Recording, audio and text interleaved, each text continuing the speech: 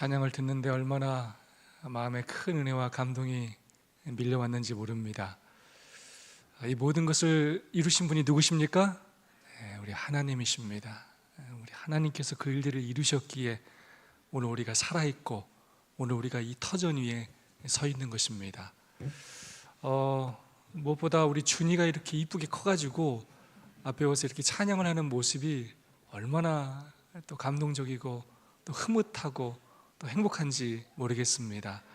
우리 어린이 학생들의 찬양은 더 감동이 되는 것 같아요.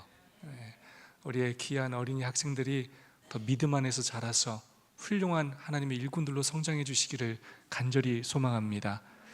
거룩한 안식일의 시간에 또 거룩한 성전으로 발걸음을 옮기신 여러분 모두를 진심으로 환영합니다. 하나님의 큰 축복이 여러분 모두 함께 하기를 간절히 소망합니다. 이제 정말 겨울이 온 것 같습니다. 어제 첫눈이 왔습니다. 비록 날씨는 추워지지만 우리의 마음은 하나님의 사랑으로 뜨거워져서 그 따뜻한 사랑을 이웃들에게 나눌 수 있는 이 계절이 될 수 있기를 소망합니다. 이 시간 사랑과 소망을 담아서 또 옆 사람과 뜨겁게 인사하고 시작하도록 하겠습니다. 손잡고 안아주시면서 하늘까지 함께 갑시다. 인사해 주시면 감사하겠습니다.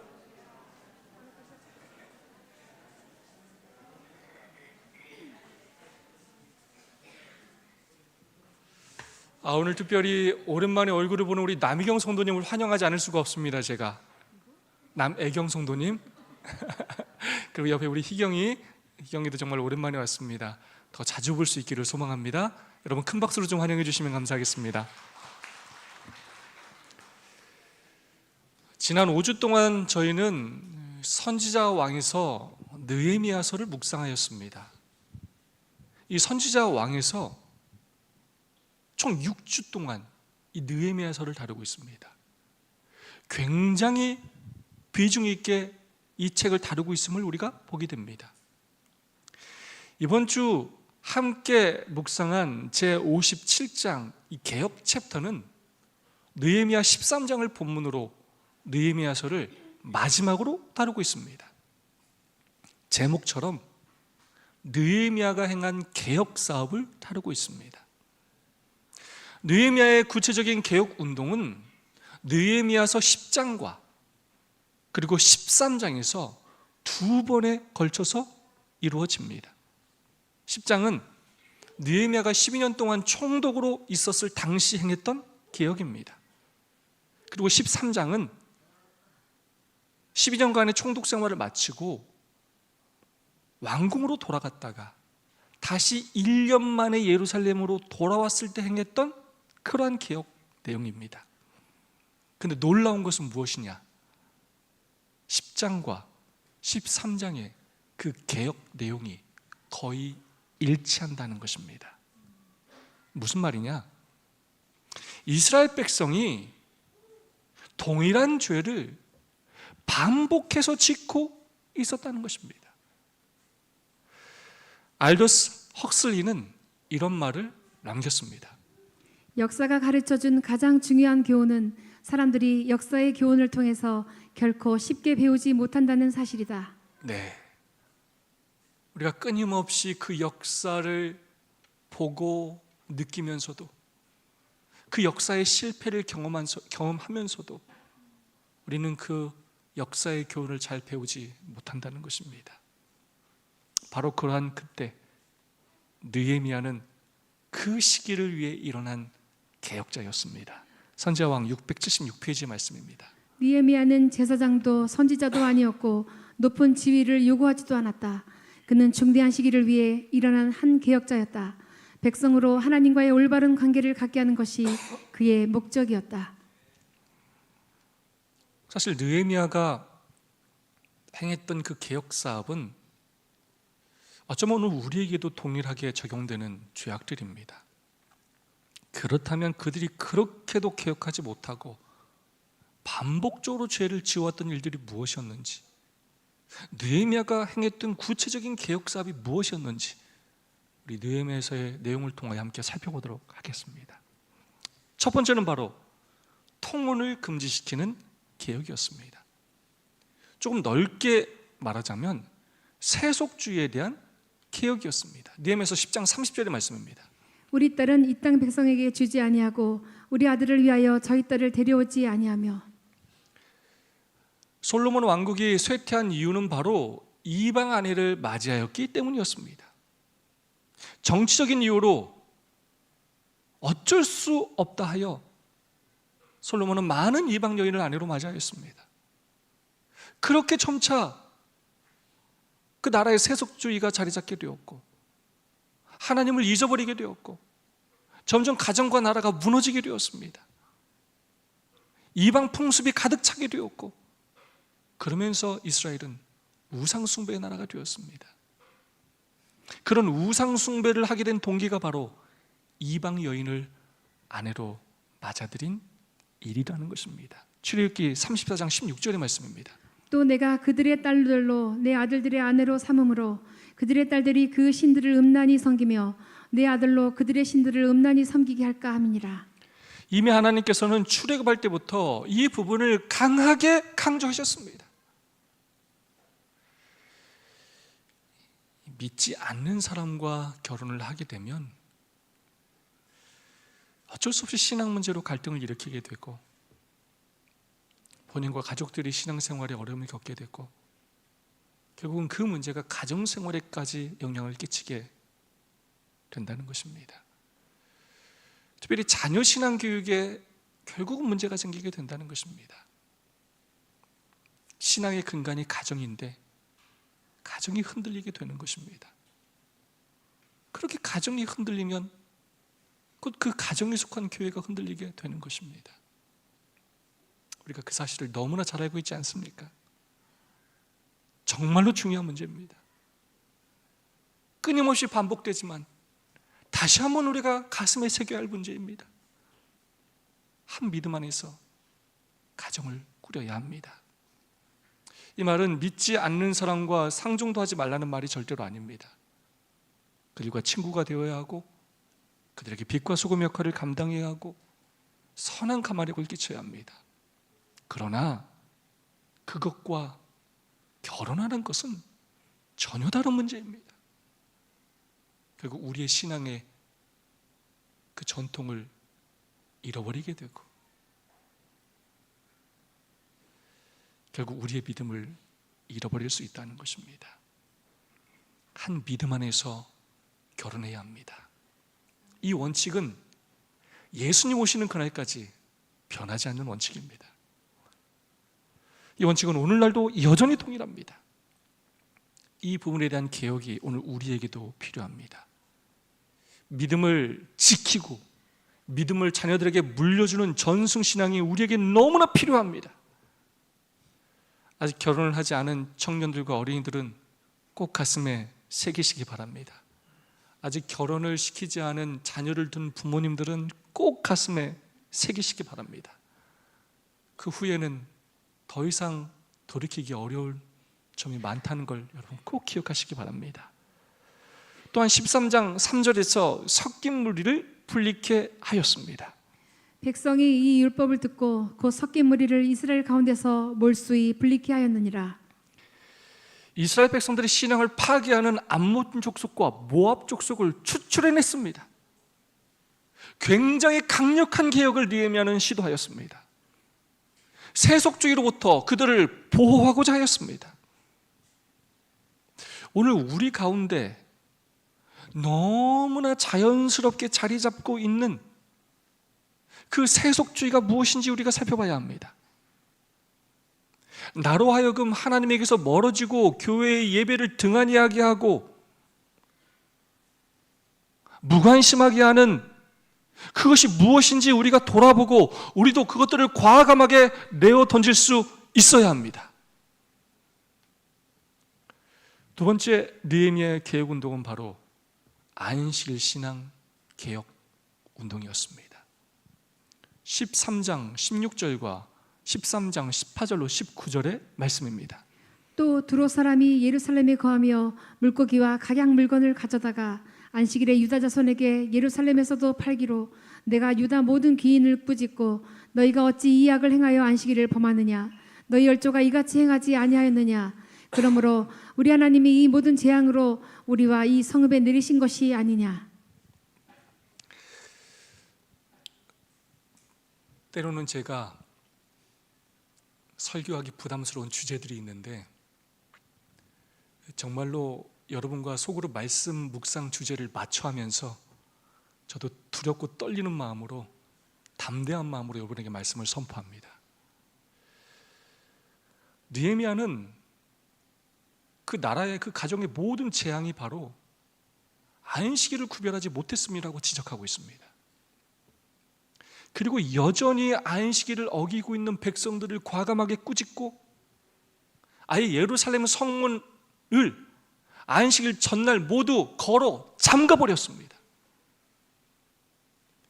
선지자왕 671페이지의 말씀입니다.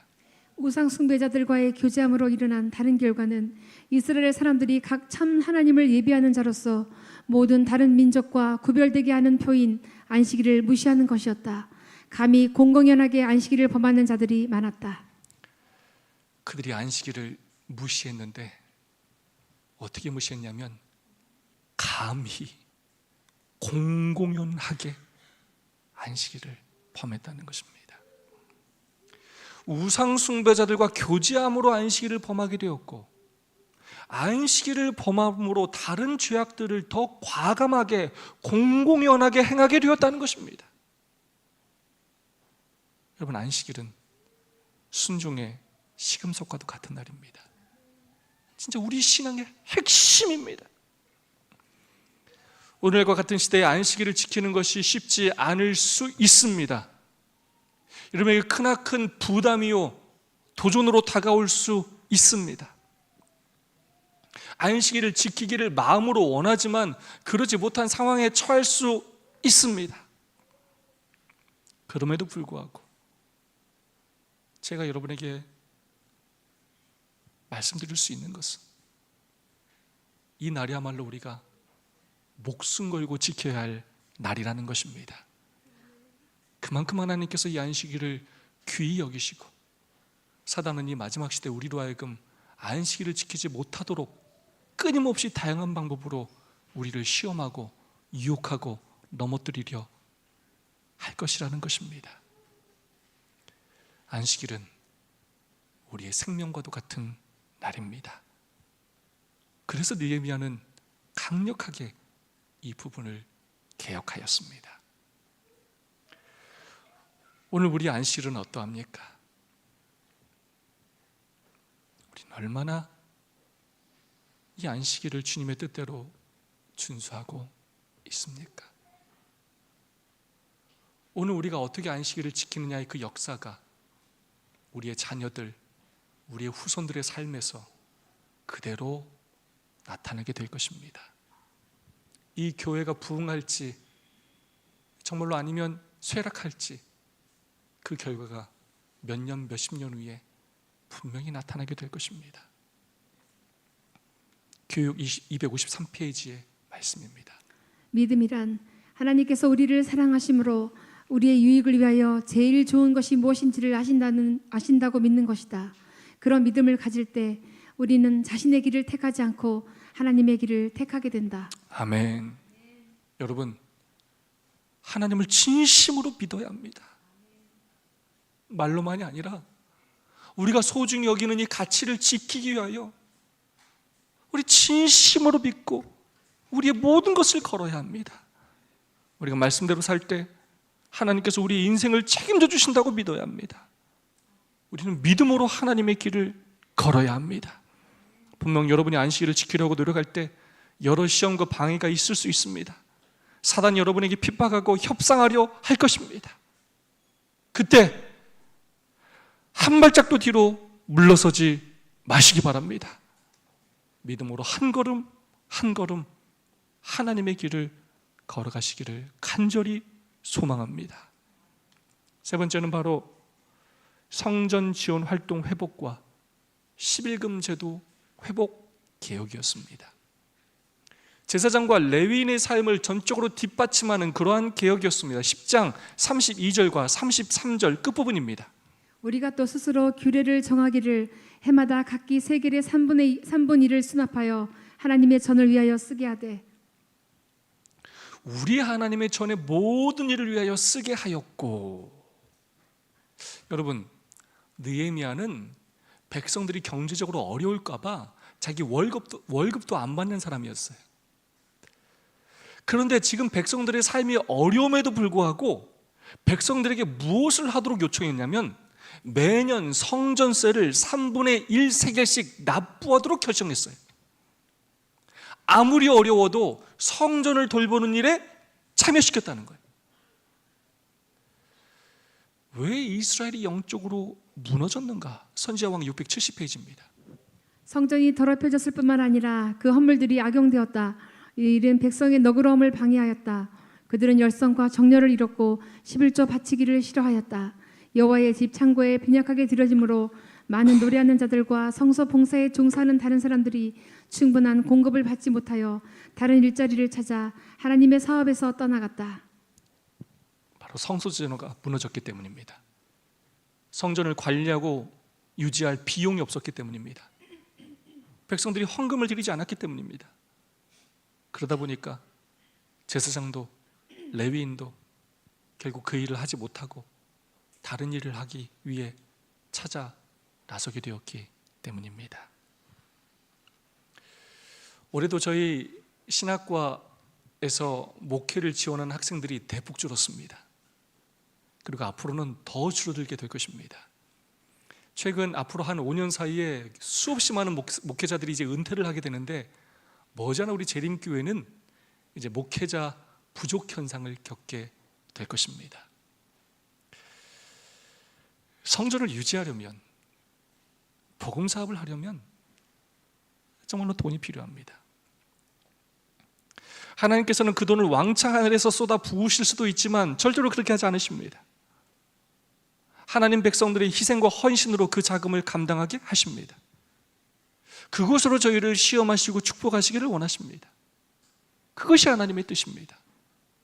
그러므로 하나님의 사업이 잘 되기를 원하신다면 새천사의 기별을 땅끝까지 전하여 이 복음 사업을 마치기를 원하신다면 부디 하나님의 성전 유지와 교회 사업을 위하여 월정 헌금과 각종 헌금을 잘 드려주시기를 부탁드립니다. 자원하는 마음으로, 너그러운 마음으로 꼭 참여해 주시기를 부탁드립니다. 이것은 우리의 권리이면서 또한 의무입니다. 축복받는 통로입니다. 그 다음에 구체적으로 어떻게 드려야 청지기 직분을 잘 감당하는 것일까요? 교육 57페이지 말씀입니다. 과수원과 토지의 수확이든 가축이든 손이나 머리의 일로부터 오는 수입이든 간에 모든 수입의 10분의 1을 하나님께 바치고 또한 제2의 10분의 1을 빈민 구제와 그 밖에 자선적인 용도에 쓰도록 하므로 사람들은 만물이 하나님의 소유라는 진리와 사람은 하나님의 축복을 다른 이에게 중개하여 주는 기회를 각각 가지고 있다는 사실을 언제나 마음에 새롭게 느끼도록 하였다. 하나님께 드리는 11조가 있을 뿐만 아니라 제2 11조, 불쌍한 이웃들을 돕는 제2 11조가 있음을 말하고 있습니다. 선지자의 글 증언보감 1권 546페이지 말씀 한 말씀 더 보도록 하겠습니다. 양심적인 소수의 사람들은 종교적 사업의 이익과 가난한 자들을 위하여 그들의 모든 수입의 약 3분의 2를 하나님께 돌려드렸다. 이러한 징수액은 백성들의 특수한 계층 해서가 아니고 모든 사람들로부터 거출되고 요구액은 소유에게 비례하였다. 이러한 징수는 하나님께서 당신의 사업을 유지하시기 위한 뿐만 아니라 백성들 자신의 유익을 위하여 이루어졌다. 이 말씀을 주의 깊게 살펴봐야 합니다. 종교적 사업의 이익과 가난한 자들을 위하여 그들의 모든 수입의 약 3분의 1을 하나님께 돌려드렸다. 모든 사람들로부터 거출되고 요구액은 소유에게 비례하였다. 수입에 비례하여 그렇게 10분의 3을 하나님께 성전을 위하여 이웃들을 위하여 드렸다는 것입니다. 이 말씀을 통해 알 수 있는 것은 돈에 대한 청지기 사명은 세 부분으로 나누어져 있습니다. 첫 번째는 하나님, 두 번째는 이웃, 세 번째는 성전입니다. 수입의 10분의 3을 10분의 1씩 각각의 대상을 위해 사용하라는 것입니다. 첫 번째, 하나님께서 우리의 주인이심을 인정하고 성직자 제도를 유지하기 위해 수입의 10분의 1을 11조로 드리라는 것입니다. 두 번째, 수입의 10분의 1을 도루가 헌금 및 불쌍한 이웃들을 위하여 정기적으로 사용하라는 것입니다. 세 번째, 수입의 10분의 1을 성전 유지를 위한 월정금과 그 밖의 헌금, 감사헌금, 투자헌금, 안교 설교헌금, 그 외 특별헌금으로 드리라는 것입니다. 지금 자세히 살펴보고 싶은 부분은 바로 성전 지원 활동, 곧 성전에 관련된 청지기 직분입니다.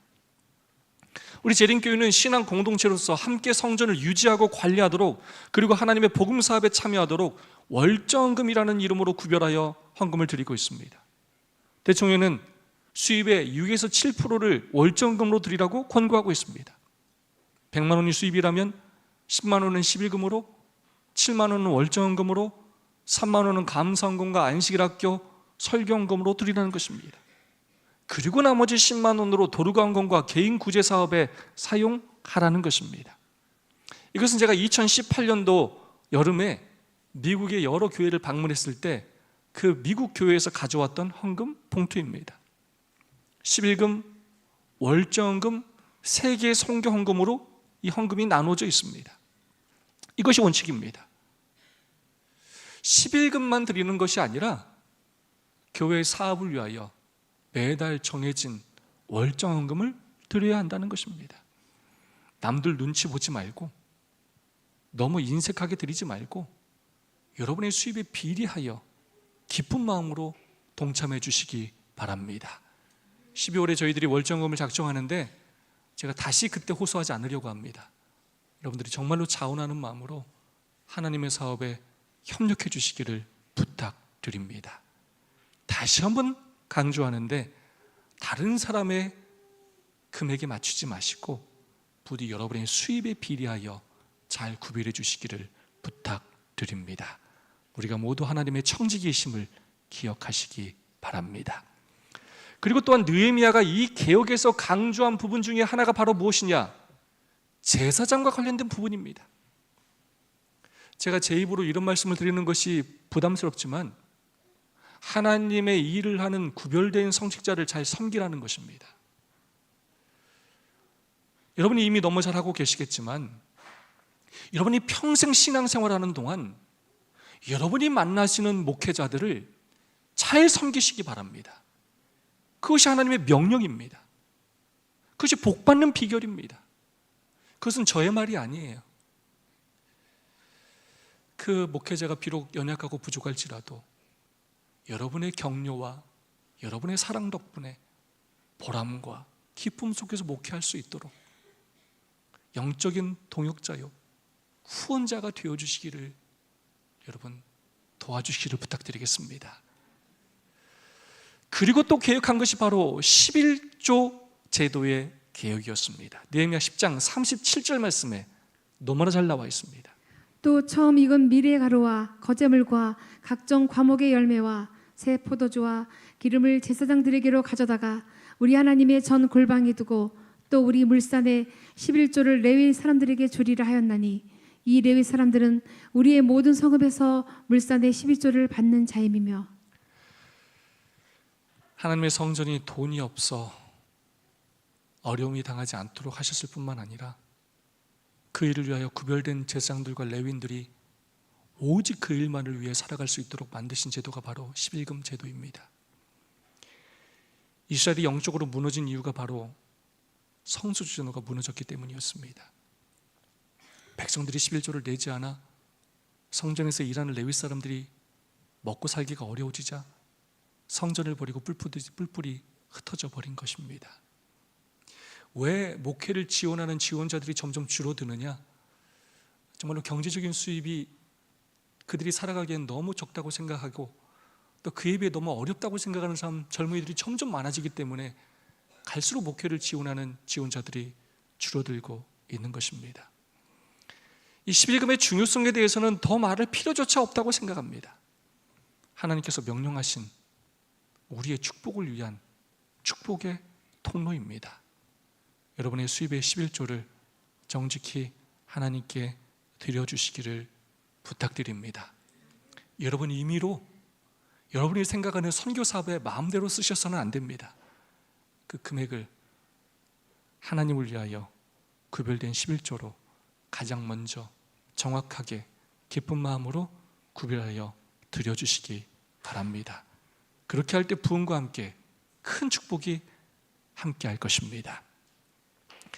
지금까지 살펴본 부분이 바로 10장과 13장에서 느헤미야가 공통적으로 개혁한 내용들입니다. 근데 13장에서 느헤미야는 한 가지 더 추가적인 개혁을 실시합니다. 그것이 무엇이냐? 바로 성전 정결에 관련된 개혁이었습니다. 당시 성전에서 놀라운 일이 벌어지고 있었습니다. 13장 5절과 7절의 말씀입니다. 도비아를 위하여 한 큰 방을 갖추었으니 예루살렘에 이르러서야 엘리야십이 도비아를 위하여 하나님의 전뜰의 방을 갖춘 악한 일을 안지라. 암몬 족속 출신이었던 도비아는 이 친척 관계를 이용해 가지고 대제사장인 엘리야십을 돈으로 매수해서 하나님의 성전 안에다가 자기의 방을 만들었던 것입니다. 이 얼마나 기가 찬 일입니까? 느헤미야가 페르시아에 다녀온 사이에 이런 일이 벌어졌습니다. 와, 성전 안에 자기 방을 만든다? 얼마나 성전을 우습게 여기는 행동입니까? 참으로 기가 찰 일이었습니다. 이때 페르시아에서 돌아온 느헤미야가 과감하게 어떠한 조치를 취했느냐? 13장 8절의 말씀입니다. 내가 심히 근심하여 도비아의 세간을 그 방 밖으로 다 내어 던지고. 그는 권력자였고 정말로 이 일로 인하여 많은 문제가 생길 수 있음에도 불구하고 느헤미야는 과감하게 그의 모든 세간을 방 밖으로 다 내어 던져버렸습니다. 그리고 그 방을 깨끗이 청소하고 하나님의 성전에 있어야 될 거룩한 성물들을 그곳에 채웠습니다.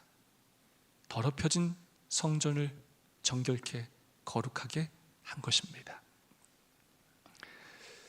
이렇듯 느헤미야의 개혁의 핵심은 무엇이냐?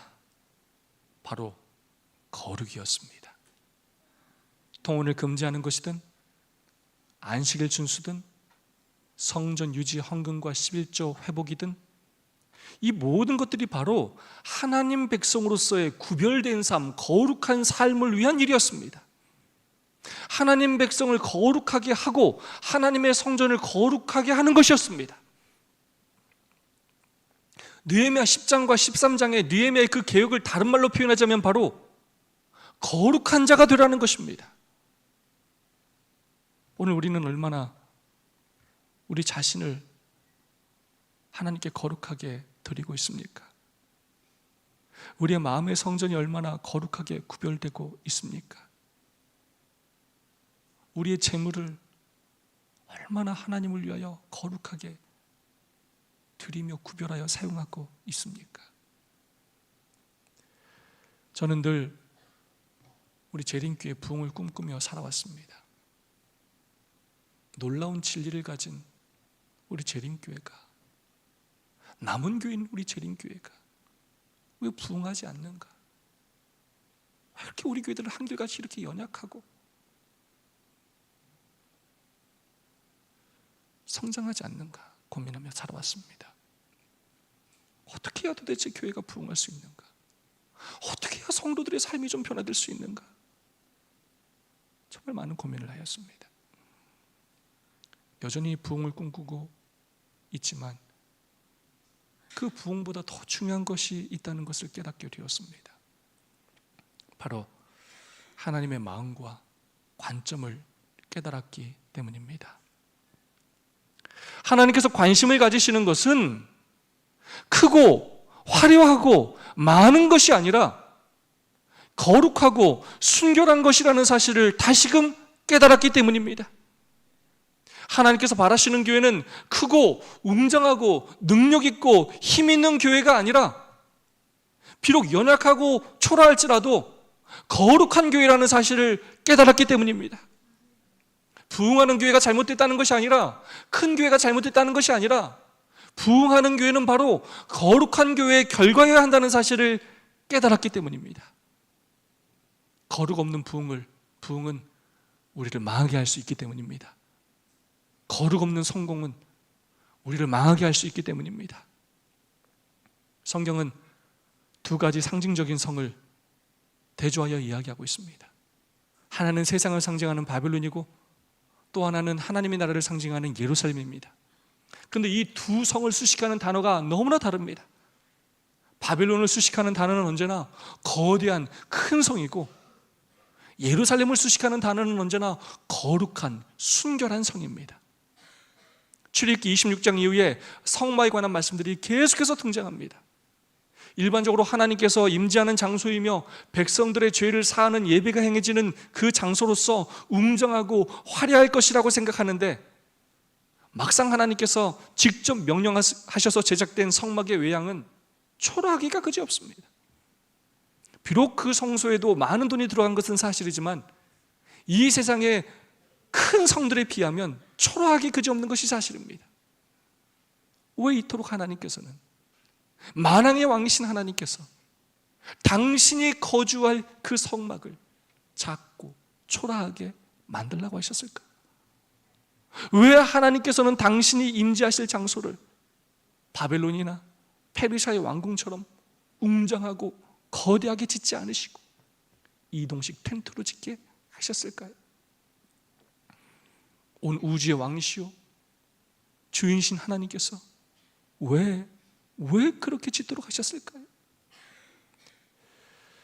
천지를 창조하시고 주관하시는 살아계신 하나님께서 그의 백성을 약속의 땅으로 인도하시면서 외관상 자신을 위해 초라한 성막을 세우라 하신 것은 바로 눈에 보이는 외적인 모습이 중요한 것이 아니라 구별된 것이 중요하다는 것을 가르치시기 위함이었습니다. 거대함보다 거룩함이 중요하다는 것을 가르치시기 위함이었습니다. 크고 거대하고 웅장한 곳에 하나님께서 역사하시는 것이 아니라 하나님의 뜻대로 구별된 그 거룩한 곳에 하나님께서 역사하신다는 것을 가르치시기 위함이었습니다. 거대함을 추구하기보다 거룩함을 추구하라는 하나님의 뜻인 것입니다. 요즘 기독교 안에 거대함이 거룩함을 삼켜버리고 있습니다. 잘못된 부흥과 성공이 잘못된 실적주의와 실적주의가 거룩함을 삼켜버리고 있습니다. 세상의 교회들이 거룩해지기를 선택하기보다 거대해지기를 갈망하고 있습니다. 하나님의 사람들이 거룩한 삶을 살기보다 더 큰 집, 더 좋은 차, 더 있어 보이기를 갈망하고 있습니다. 수단과 방법을 가리지 않고 성공하며 살기를 갈망하고 있습니다. 성결함 없이, 거룩함 없이 부흥과 성공만을 추구하고 있습니다. 나는 거룩하게 살지 않으면서 내 삶은 성공하고, 나는 거룩하게 살지 않으면서 헌신하지 않으면서 교회가 부흥하기를 바라고 있습니다. 거룩하게 살지 않으면서 이 교회가 개혁되기를 갈망하고 있습니다. 거룩 곧 하나님의 뜻에는 관심이 없고 세상 사람들의 뜻에만 관심이 있다는 것입니다. 이런 세속주의가 깊이 자리 잡은 시대에 오늘 우리는 어떠한 사람이 되어야 하겠습니까? 베드로전서 1장 15절의 말씀입니다. 오직 너희를 부르신 거룩한 자처럼 너희도 모든 행실에 거룩한 자가 되라. 거룩한 자가 되라는 것입니다. 참 부담스럽고 어려운 말씀인데 제가 이 말씀을 준비하면서 제 머릿속에 맴돌았던 선지자의 말씀이 있습니다. 이건 다 함께 한번 읽어볼까요? 하나님께서는 시작. 하나님께서는 자아가 산채로 불태워지는 제물로 제단 위에 놓여지지 않는 한 가장 화려한 봉사도 받지 않으신다. 뿌리가 거룩해져야 한다. 그렇지 않으면 오로지 하나님께 간합될 수 있는 건전하고 건강한 열매가 생길 수 없다. 마음이 회심하고 헌신되어야 한다. 동기가 바르게 되어야 한다. 뿌리가 거룩하지 않고는 아무리 많은 열매를 맺어도 하나님께서 받지 않으신다는 것입니다. 거룩하지 않은 열매 맺는 일을 중지하고 뿌리를 거룩하게 하기 위해 이제 우리가 진심으로 회개해야 합니다. 선지자왕 676페이지 말씀입니다. 우리는 우리가 택하는 대로 어느 편이든지 모방할 자유가 있다. 하나님의 명령을 범하는 무서운 결과가 순종에서 오는 축복과 마주 서 있다. 우리는 스스로 우리가 전자를 경험하든지 후자를 향유하든지를 결정해야 한다. 왜 우리가 끊임없이 성경을 묵상하고 예언신을 묵상하느냐? 역사의 교훈을 배우기 위함입니다. 하나님께서 이 세상을 통치하시고 믿음으로 사는 사람을 축복하신다는 것을 배우기 위함입니다. 불순종함으로 그 죄의 결과를 경험할지, 순종함으로 그 축복을 경험할지 선택은 우리의 몫이라는 것입니다. 하나님은 우리가 축복받기를 원하신다는 것입니다. 오늘날 하나님의 교회와 백성들에게도 개혁이 필요합니다. 675페이지 말씀입니다. 오늘날 수행되어야 할 개혁 사업에도 에스라와 느헤미야처럼 죄를 변명하거나 핑계하지 아니하고 하나님의 영광을 옹호하는 이 일에서 한치도 물러서지 아니할 사람들이 필요하다. 그래서 우리는 하나님의 말씀을 원칙이라고 합니다. 이거는 시대가 변해도 흔들리지 않기 때문에 원칙이라고 그래요. 우리의 삶의 상황은 끊임없이 흔들리지만 그 상황에 따라 우리의 삶이 같이 흔들리는 것이 아니라 우리의 삶의 원칙을 말씀 위에 두어야 한다는 것입니다. 마지막 이 시대 느헤미야와 같은 열정적이고 충성된 개혁자가 필요합니다. 하나님의 말씀에서 한치도 물러서지 아니할 개혁자가 필요합니다. 여러분이 바로 그러한 오늘의 느헤미야가 되어주시기를 간절히 소망합니다. 거룩한 자가 되어주시기를 간절히 소망합니다. 이번 한 주 동안 말씀을 묵상하면서 가장 은혜 받은 말씀입니다. 느헤미야가 어떤 사람이었는가? 그들은 그의 충성심과 애국심과 하나님께 대한 깊은 사랑을 인정하지 않을 수 없었으며 이것을 보고 그들은 그가 인도하는 대로 기쁨으로 따라갔다. 그렇게 부담스럽고 그렇게 강력한 개혁을 느헤미야가 실천했음에도 불구하고 사람들이 다 따라왔다는 거예요. 그 이유는 무엇이었느냐? 그의 그 충성심과 애국심과 하나님에 대한 깊은 사랑을 인정하지 않을 수가 없었기 때문에 그것을 보고 경험한 그들은 느헤미야가 인도하는 대로 그 개혁 사업을 따라가게 되었다는 것입니다. 삶의 모본으로 무엇이 하나님의 뜻인지 보여주는 개혁자. 세상 모든 사람들이 아니라고 해도 하나님 말씀에 예스라고 반응하며 순종하는 개혁자.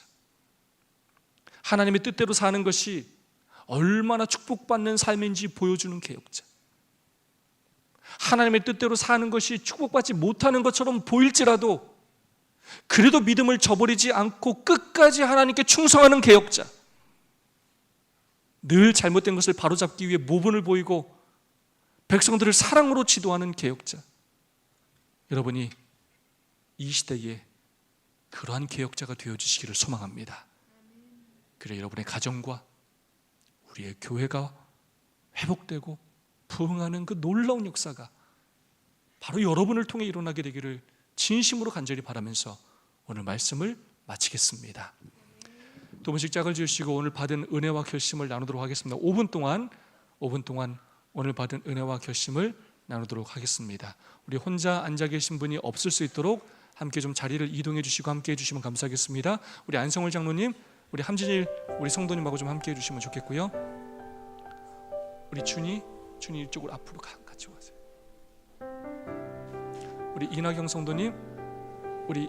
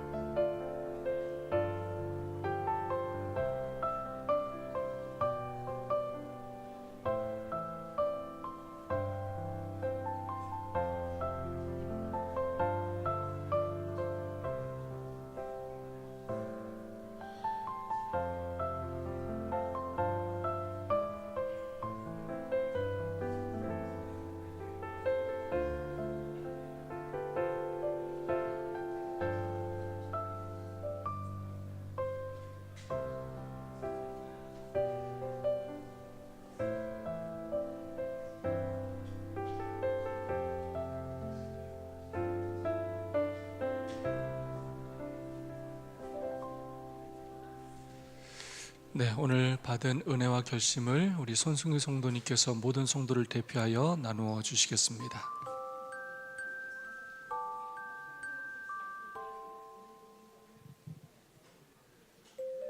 반갑습니다.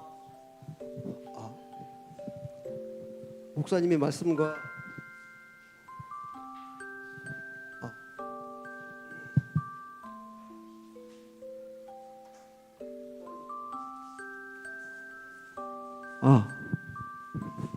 목사님의 말씀과 챕터 57장을 공부하면서 감동받은 부분과 느낀 점을 말씀드리겠습니다.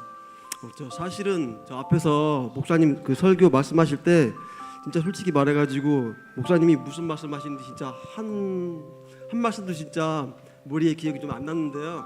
사실 제가 지금 이게 말씀 묵상에 처음 나와가지고 어떻게 할까 막 그런 고민 때문에 목사님이 앞에서 말씀하신 게 어떤 말씀하셨는지 지금 하나도 지금 떠오르지 않는데, 일단 제가 뭐 좀 몇 글자 좀 적어온 게 있는데요. 느헤미야는 중대한 시기를 위해서 일어난 개혁자였고 백성으로 하나님과의 올바른 관계를 갖게 하는 것이 그의 목적이었으며 그 목적을 성취하기 위하여 자신의 모든 정력을 기울였다. 느헤미야는 선지자도 제사장도 아니었고 높은 지위를 요구하지도 않았으며 하나님께서 정해주신 의무에 근면하는 참된 신앙인이었습니다. 뭐 이런 느헤미야를 보면서 저 자신도 많이 좀 반성을 하게 되었는데요.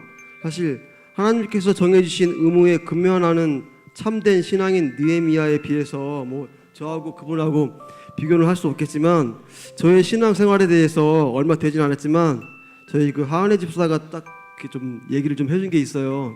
그러니까 저의 그 신앙생활은 하은혜 집사의 말에 따르면 저는 모태신앙이라고 그러더라고요. 제가 그러니까 저의 신앙은 모태신앙이라고, 그러니까 뭐 어머니 뱃속부터 이렇게 그렇게 하는 그런 신앙이 아니라 누가 부탁을 하시면 저는 못합니다.